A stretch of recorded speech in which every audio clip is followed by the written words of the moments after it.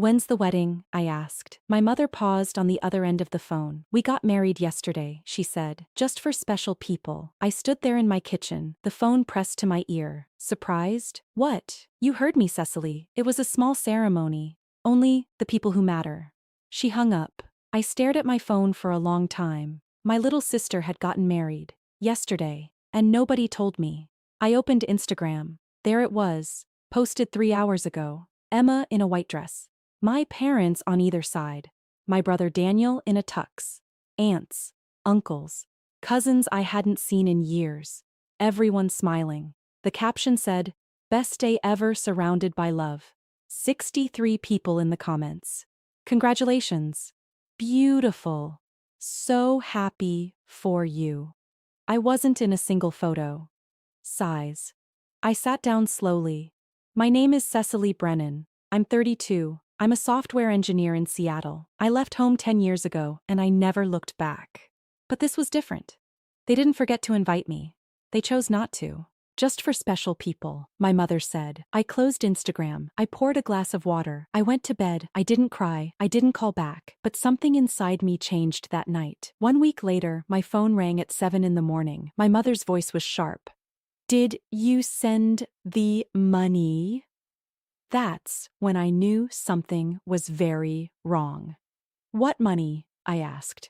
"For the wedding bills, Cecily. Don't play stupid." I sat up in bed. "Mom, I wasn't even invited to the wedding." "That's irrelevant," she snapped. "The venue is demanding payment. The caterer too. We need $40,000 by Friday, or they're threatening legal action." I almost laughed. Why would I pay for a wedding I wasn't invited to? Because you're family. Because Emma is your sister. Because we raised you. "You didn't raise me to be a bank," I said. She was quiet for a moment. "We know you have money, Cecily. You work in tech. You live alone. No husband. No kids. What else are you spending it on?" There it was. The real reason. "I'm not sending anything," I said. "You're being selfish." I hung up, but I couldn't stop thinking about it. $40,000 in overdue bills. For a wedding that happened a week ago. That didn't make sense. Wedding venues require deposits. Caterers want payment up front. You can't just throw a 60-person wedding and walk away without paying, unless they never planned to pay in the first place. I opened my laptop. I searched for my sister's wedding venue, Grand Oak Estate. I found their invoice policies online. Full payment required 2 weeks before the event. So they'd already paid, or they were supposed to. My phone buzzed again. This time it was Daniel, my brother. "Just send the money, Seki. Don't make this harder than it needs to be." "Did you pay for anything?" I asked. He hesitated. "That's different. I'm getting married next year. I need to save." I hung up on him too. Something was very wrong here. I couldn't let it go.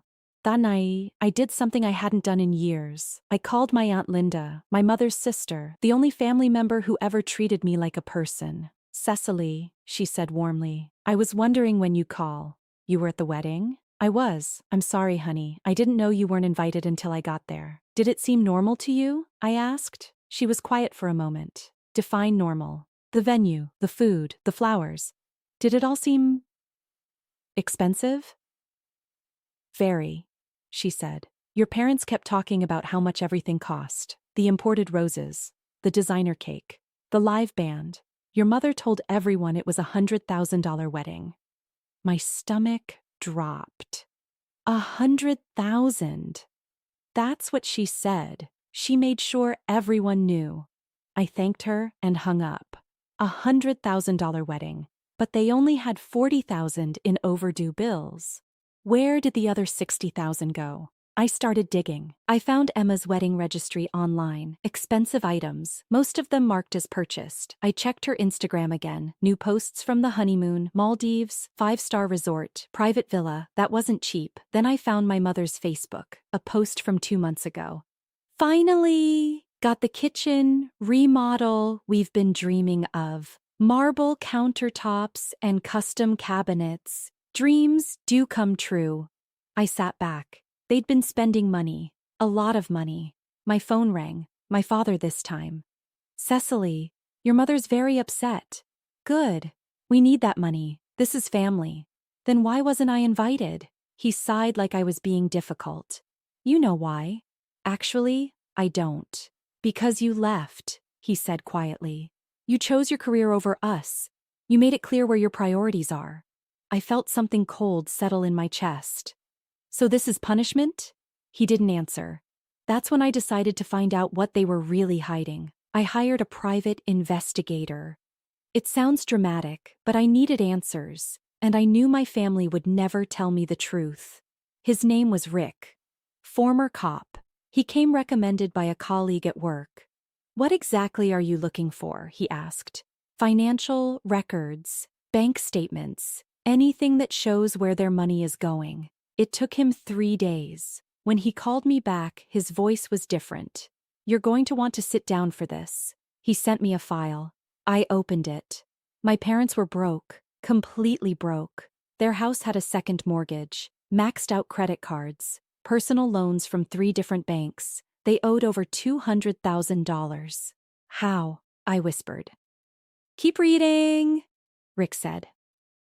I scrolled down. For the past 5 years, my parents had been living beyond their means. Luxury cars, designer clothes, expensive vacations, all of it on credit. And they'd been telling everyone I was paying for it. There were Facebook messages, emails to relatives, my mother bragging about how Cecily is so successful, she takes care of everything for us. My Aunt Carol replied to one, "You're so lucky to have a daughter like that." My mother's response, "We raised her right." I felt sick. They'd been using my name, my reputation, making people think I was funding their lifestyle. But I hadn't sent them a single dollar in 10 years. Then I found the worst part. Emma's wedding wasn't just expensive, it was a scam. They told vendors I would pay the final bills. They gave them my name, my phone number, my email address that they'd somehow gotten access to. They'd forged contracts with my signature. Every vendor thought I was the guarantor. The 40,000 in overdue bills, all in my name. If those bills didn't get paid, I'd be sued. Not them. Me. I didn't panic. That's what they expected. They wanted me to scramble, to pay the bills out of fear, to protect my credit and my reputation. But I'd learned something over the years. You don't react. You plan. I called Rick back. I need more, I said. I need every vendor contract, every invoice, every email where they used my name. You're going to fight this? I'm going to end this. He got me everything within 2 days, forged signatures on 4 vendor contracts, email chains where my mother pretended to be me, text messages to the wedding planner using a fake number they'd registered in my name. It was identity theft, fraud, forgery, all criminal charges, but I didn't go to the police yet. I had a better idea. I contacted every single vendor. I explained the situation calmly. I sent them the evidence that the signatures weren't mine. I offered to cooperate with any legal action they wanted to take. Against my parents, not me. Most of them were sympathetic. A few were angry they'd been scammed, but they all agreed to redirect their claims. Then I did something else. I called Emma. She answered on the 3rd ring. "What do you want, Cecily? I want to know if you knew." "Knew what?" "That Mom and Dad were putting the wedding bills in my name." Silence. "Emma?" "They said you offered," she said quietly. "They said you wanted to do it as a gift. And you believed them? After not inviting me?" I don't know. I didn't ask questions." "You never do," I said. I hung up. The next call was to Daniel. "Did you know they forged my signature?" I asked. "Cecily, just pay the money. Don't make this a big thing. Answer the question." He sighed. "Mom said you'd agreed to help. I figured it was between you two." "You figured wrong." I hung up on him too. One more call to make. I dialed my parents' number. My father answered. "We need to talk," I said. "In person. Tomorrow." They agreed to meet at a coffee shop. Neutral ground. I got there early. I sat in the back corner. I had a folder with me. Everything organized. Everything documented. My parents walked in 10 minutes late. My mother looked annoyed. My father looked tired. "This better be quick," my mother said, sitting down. "We have plans." I slid the folder across the table. "Open it." My father opened it slowly. His face changed as he read. "Where did you get this?" Doesn't matter. What matters is what you did. My mother grabbed the papers. Her eyes scanned the pages. This is private information. You had no right. You forged my signature, I said calmly. You committed identity theft. You put $40,000 of debt in my name without my permission. We're family, my father said. We needed help. You didn't ask for help. You stole my identity. My mother's face hardened. You owe us, Cecily. We raised you. We paid for your education.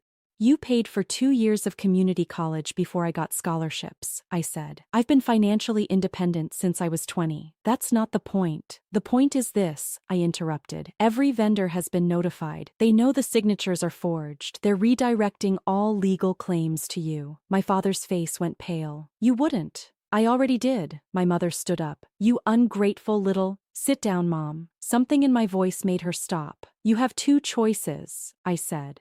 Option 1, you figure out how to pay those bills yourself. You sell the cars. You downsize the house. You fix your own mess. And option 2, my father asked quietly. I press charges, identity theft, fraud, forgery. You'll both have criminal records. My mother's hands were shaking. You'd do that to your own parents? I looked at her. You did it to me first. I stood up. You have until Friday to decide. After that, I'm filing a police report. I walked out. Friday came. I didn't hear from them all week. No calls, no texts, nothing. I went to the police station at 9 in the morning. I brought all my documentation, the forged contracts, the emails, the evidence Rick had gathered. The officer listened carefully. This is clear-cut identity theft, he said. We can move forward with charges if you want. I was about to say yes when my phone buzzed. A text from my Aunt Linda. Your parents just put the house up for sale. Emergency listing. Thought you should know. I stared at the message. They'd chosen option 1. Give me 1 moment, I told the officer. I stepped outside. I called Linda. When did this happen? This morning. Your mother called me crying, said they had no choice, that you were forcing them to lose everything. Did she say why?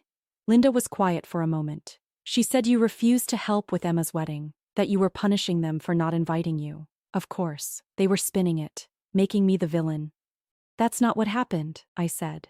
I know, honey. I've known your mother for 50 years. I know how she works. I went back inside. I want to file the report, I told the officer, but I don't want to press charges yet. I want it on record. He nodded. We can do that.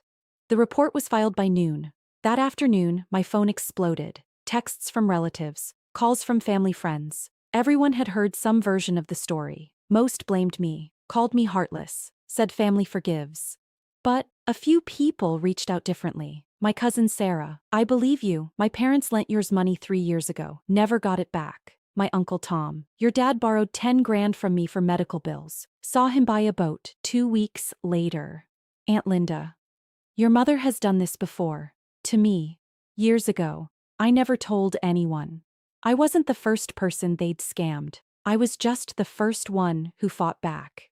2 weeks later, the house sold. They moved into a small rental across town. The wedding bills got paid, and I never heard from them again. 6 months passed. I changed my phone number. I locked down my credit. I put alerts on everything with my name attached to it. I went to therapy, talked through what happened, learned that walking away from toxic people isn't cruel.